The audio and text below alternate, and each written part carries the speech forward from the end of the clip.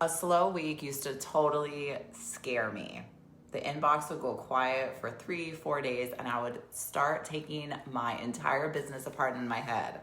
Like, oh my gosh, my pricing is wrong, my offer is broken, or the real thing underneath the one I never said out loud, that I had been getting away with something this whole time and it had finally caught up to me.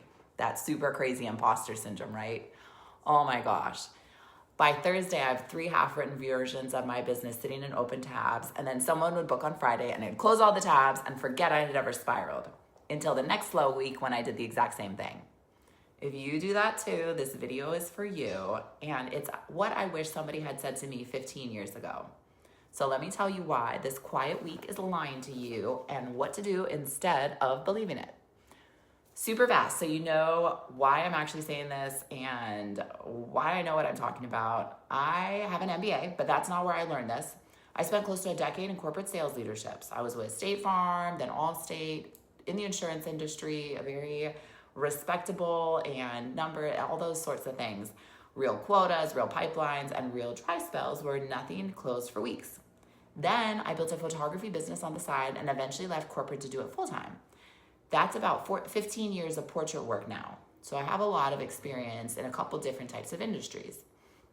I've watched those slow weeks from 2 completely different seats. As a sales leader managing a team through a dead quarter, and as a business owner staring at my own empty calendar with my own money on the line. It was the same pattern both times, and the reason I can talk about this with a straight face is that I lost real money to it before I understood this. This is not theory. I paid for this lesson, blood, sweat, and tears. It's crazy. So here's what actually happens in a slow week.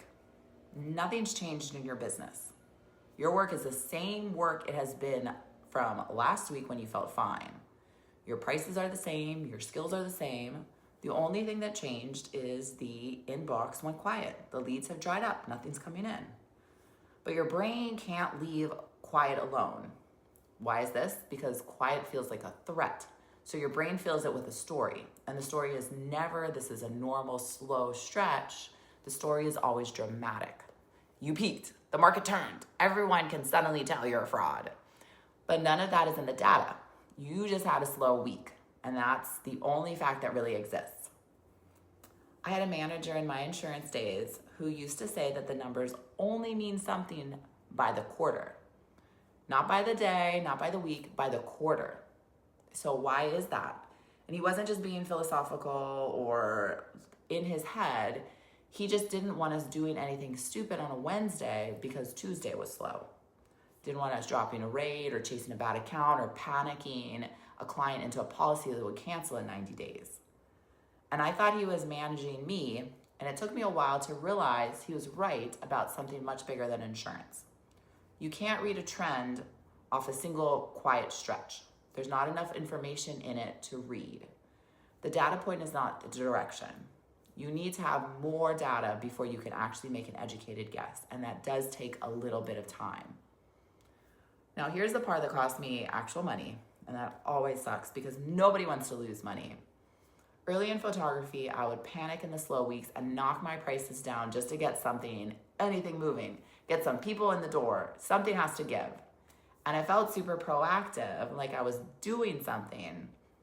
But what I didn't understand is that the client who books you at a discount tells the next client what you cost. And your prices travel. People talk, and then when you flinch in a slow week, you don't just lose that margin once. You reset your own floor. You train your next 3 clients to wait for you to get nervous. So I thought I was being flexible, but I was really just teaching people that my price was a starting point I talked myself down from. And that is the single most expensive habit that I built. And I built it entirely from slow weeks out of fear when nobody was negotiating with me. Literally everything was so much in my head because I didn't have enough data to make the right choice. So here's the reframe that took me quite a long time, an embarrassing long time to actually reach. The empty stretches are not the problem to solve. They are the shape of the year. Every business I've known and I've worked with and I've experienced myself has them. It's really normal. Bookings don't come in a straight line. They come in clusters with some dead time in between them. And that dead time is not a signal that anything is wrong. The difference between the people who make it and the people who burn out is not that the winners never feel that quiet dip, that scary moment. Everyone feels it. It's just that the winners stopped gutting the whole place every time that dip showed up. Feeling the panic is super normal. Acting on it without the right data is the mistake. So here's what you should actually do when things go quiet. 3 things. 1, do not open the pricing document. Whatever you're tempted to change in a slow week is exactly the thing that you should not touch in a slow week. You need to make pricing decisions in a good week with a clear head and not out of fear, which is really something to keep in mind. The more you move with fear, the worse it is for you. So as much as you can, stay away from that fear. 2, do the next real thing on your list. So it's not a rebuild, it's not a rebrand, it's the next actual piece of work. Motion beats spiraling, but it has to be ordinary motion, not dramatic motion. And then 3, you need to look at the quarter, not just that one single day. You have to zoom out until you have enough data to actually mean something. Most slow weeks disappear completely when you look at them from like a 90-day out window. You need to have enough data to make the good choices, and you can't move with fear. That's the best way to do things. So in closing, remember that quiet moment is not a verdict. It feels like one, and it shows up sounding so sure of itself. But a quiet inbox does not change you. It does not write exactly what you're doing. You're the one writing the rest of it. That's that fear talking.